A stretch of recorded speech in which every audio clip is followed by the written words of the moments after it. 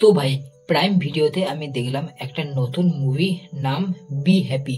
Star আর ইনায়েত আলী খান, অভিষেক বচ্চন আর Nora Fatehi. এটা একটা ড্যান্স বেসড মুভি। আর এর স্টোরি কেমন লাগলো এই ব্যাপারে বলা যাক। আমি Arko, welcome to the new video. এই মুভির রাইটার আর ডিরেক্টর হচ্ছে রেমো ডিসুজা। তাই এই মুভিতে এমন অনেক অ্যাক্টর রয়েছে যারা এর আগে এবিসিডির মুভিতে ছিল, কিন্তু পার্থক্য হচ্ছে একটাই, যে এবিসিডি মুভিতে তারা নিজেরা অ্যাক্টিং করেছিল, আর এই মুভিতে তারা একটা ড্যান্স রিয়েলিটি শোর জাজ হিসেবে আছে। আর এই মুভিটাও অনেকটা হয়েছে একটা ড্যান্স রিয়েলিটি শো এর মতনই। আর এর স্টোরি নিয়ে যদি বলি, শিব রাস্তোগি প্লেড বাই অভিষেক বচ্চন একজন সিঙ্গেল প্যারেন্ট, যে তার মেয়ে ধারা প্লেড বাই এনায়েত বর্মা আর তার শ্বশুরের সাথে একই ঘরে থাকে। এখানে ধারা খুব ভালো ড্যান্স করে, তাই সে একটা রিয়েলিটি শো সুপারস্টার ইন্ডিয়ান ড্যান্সারে পার্টিসিপেট করে। আর তার ড্যান্স দেখে celebrity dancer Maggie played by Nora Fatehi তাকে পার্সোনালি ট্রেন করবে বলে। এবারে সত্যিই কি ধারা এই রিয়েলিটি শোটা জিততে পারবে, আর তারপরে কি হবে তা তো আমরা মুভি থেকেই জানতে পারবো। স্টোরি তো খুব ভালো, আর সাথে সবার অ্যাক্টিং একদম দারুণ ভাই।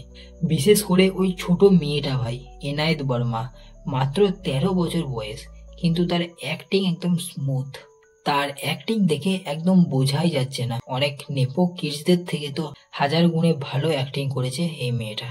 এর আগেও এনায়েত কয়েকটা মুভি করেছে, যেমন তুই ঝুটি মে মক্কর, লুডো, সাবাস মিটু, কিন্তু সেখানে সে একটা সাইড রোলে ছিল, আর এই মুভিতে একটা লিড রোলে আছে সে।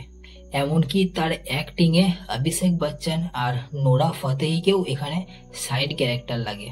অভিষেক বচ্চনও এখানে নো ডাউট ভালো অ্যাক্টিং করেছে, কারণ তার আগেকার অ্যাক্টিং স্কিল দেখে এখানে তো লাখ গুণে ভালো অ্যাক্টিং করেছে বলে মনে হবে। আর সাথে অভিষেক বচ্চন যে রোলগুলো সিলেক্ট করছে সেগুলো পারফেক্ট। এর আগে সে সিলেক্ট করেছিল আই ওয়ান্ট টু টক মুভির বাবা রোলটা, সেখানেও সে দারুণ অ্যাক্টিং করেছিল। আর এরপর এই মুভিতেও আছে বাবার রোলে, আর এই মুভিতেও খুব সুন্দর অ্যাক্টিং করেছে। তাই অভিষেক বচ্চনও নিজেকে আস্তে আস্তে ইমপ্রুভ করেছে।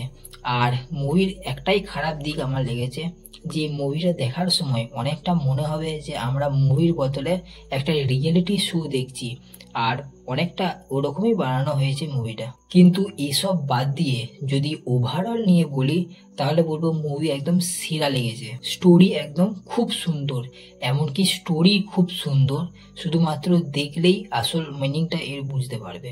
এরকম মুভিতে কোনো মাস মশলা থাকে না, কিন্তু এরকম মুভি দেখলে মনের ভেতরে একটা শান্তি আসে। আর এই মুভি তাই আমার খুব পছন্দ। তো ওভারঅল দেখে একে আমি দেব 4 আউট অফ 5 স্টার। আবার দেখা হচ্ছে নেক্সট ভিডিওতে। বাই, সাবস্ক্রাইবটা করে দাও।